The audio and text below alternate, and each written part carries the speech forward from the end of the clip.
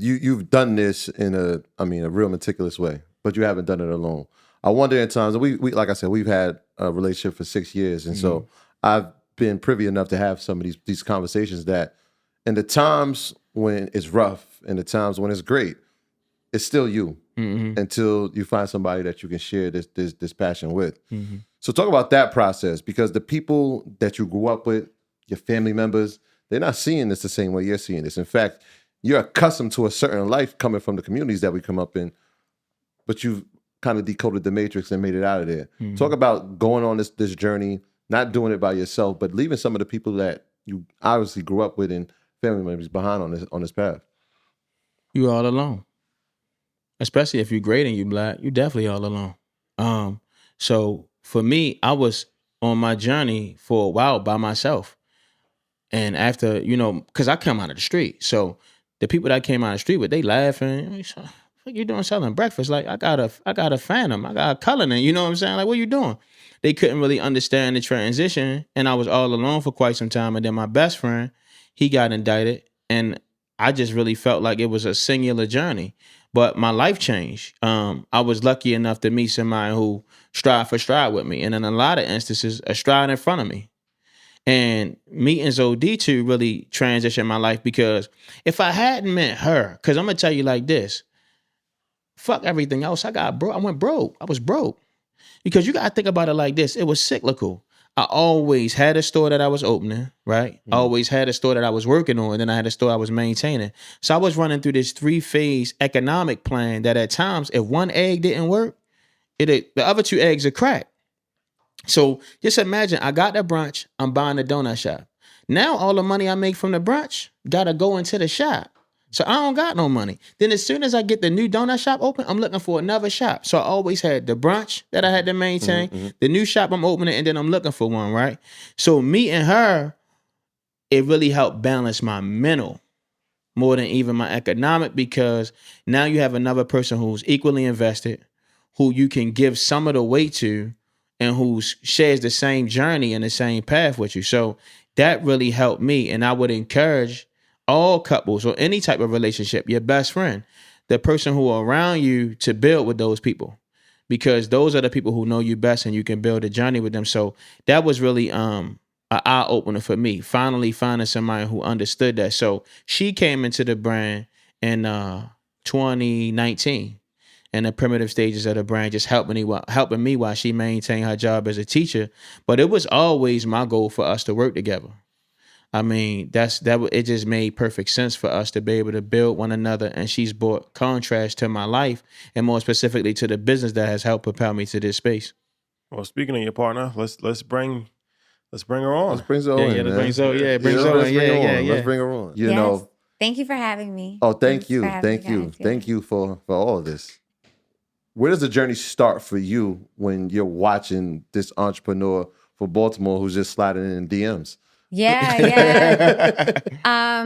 So when I met Derrick, I remember our first phone call, and we had were in constant communication ever since we met. And then we met actually on March 20th, 2019. So that's where I feel like the love story really happens, because I don't remember like going home after that. I feel like I went like maybe on a Thursday and I stayed till Sunday. I fell in love with him partially because of homemade brunch. Like, he was feeding me all the food.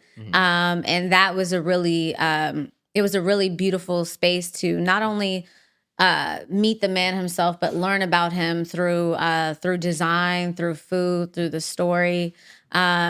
So we met March 20th, 2019, and we've been together ever since. And it's been quite the journey. It has been quite the journey, but it's been worth it. I mean, I've always wanted to. I'm someone that loves to be challenged. You know, I get bored easily. This is not the space where you get bored at all. You're constantly, on your toes. Something's in motion, something is happening. But more than anything, like, I've grown so much as a woman because of the man that I'm with. I think Derrick is beyond just, like my partner in life and in the business. He's also like a tremendous mentor, So all the gems that people get to hear him drop and stuff, like, that's literally like our home life. Like, he talks to me the same way he talks to y'all. And and I'm really empowered by that, and I'm really inspired by him. It's a lot. It's a lot. Yeah. So if you guys didn't obviously catch it, they're not only business partners but life partners as well. So Yeah. a lot has changed since the last time that we spoke. Yeah, definitely. So, Yeah, we're single last time. So he just We was in the boat together. remind last him time. again. Yeah. So a lot of people, they relate to your story because you're a hustler Yeah. and you give inspiration as far as like people that's trying to figure it out, right? Mm-hmm. So how has being in a relationship changed, helped, modified your situation? Because when you hustling, you by yourself, it's 24 hours a day. Yeah. You don't answer to anybody. Mhm. But when you're in a relationship, obviously there is changes and compromises, right? So how has that, been for you as far as that hustler mentality? Yeah, shit real. I mean, like you gotta realize like this, right? So when you focusing on yourself, shit can seem so easy. You like, yo, I know if I go out, I can get a meal for one person. If I wasn't spending this amount of money, if this didn't happen, right? And then you go through the mindset of like, all right, am I ready to be in a relationship right now? What do it look like? And then coming from the streets, you see all the dirty shit. So you see, niggas go to jail, their girl don't take care of them. You see people cheating and all that type of shit. But one thing I knew about me was like, I'm a real man. You feel me? So I felt like if I bring any type of plan to a real woman, we gonna build a real thing. And I think like that's what really was the difference. And like what I mean by that manhood is like, is it times where a nigga like, nah, man, I wish I was by myself. Like, yeah, early on, not now, but early on, because what you're gonna deal with as a man is you're gonna be mentally fucked. You're gonna be mentally fucked. I mean, when you have your first kid, you might deal with the anxiety. Like, was this a good move? I can't afford a mortgage. You know what I'm saying? So I went through all the ups and downs, bro. I went through all the ups and downs, the long walks. I used to work out a lot. But Zodi was always certain that it would pan out for us. And I always believed that if we did right, we would get right. It definitely was different for me, but it's the best decision. So like when I always tell people, let your next move be your best move. That was my best move by far, being in a relationship with her and deciding to build a brand with her because I couldn't have done it otherwise. And then I think I always been lucky, like whether it was indictments or being in the streets, God always threw me a bone. Like, yo, you're going to be down, but I ain't going to let you get too down. So like I was telling you, like, yo, by the time I met y'all, I was fully legal. Like I might do law shit, motherfucker buy food stamp. You know what I'm saying? But I was fully legal. Yeah. So being fully legal, I kind of was lucky because I came from the streets and I started this brunch and it immediately hit. But like when we got to New York and we started building the donut shops and that recipe that I had that I thought was so functional at Baltimore, I hit a curve. And if it wasn't for Zewiditu, I wouldn't have gotten through that, not only mentally, but just more or less like having somebody that I could vent to. Like I might be dealing with some issues with construction or with a landlord, and like I can't call my man phone, is tapped probably, or he probably in a mix. You know what I'm saying? Mm-hmm. I can't go to a working man. He complaining about his boss and shit. I'm like, I just lost 250 bands fucking with this store. It still ain't open yet. Mm. But she could understand because she helped me work for that. She saw me spend that. You know what I'm saying? It was real. So like I think like what I always tell guys when it comes to life in general is that there's a few decisions that men have to make. And it's the work that we decide to do, the place we decide to live, and the woman we decide to choose. And if a man even get 2 of those 3 things, he could win. Like even if you don't got the woman and you in the right place and you getting some money, you feel confident. Like, I know I could find the right woman in position. You see what I'm saying? Mm-hmm. If you ain't got no money, but you got the right woman and y'all on the right thing, you feel like I'm gonna get some money.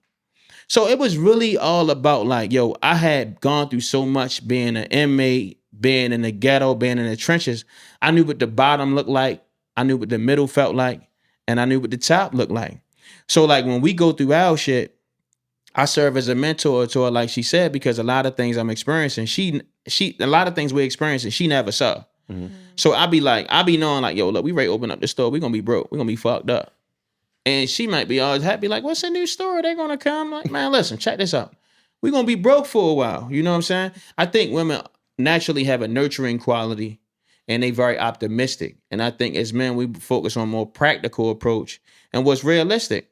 So it was really just about doing my numbers on our relationship. I think as men, we calculate things. Like you calculate it. You going on a date, you saying where they work, how many people they know, who they slept with, do they know your friends, you know what I'm saying? You calculating and you downloading all the data.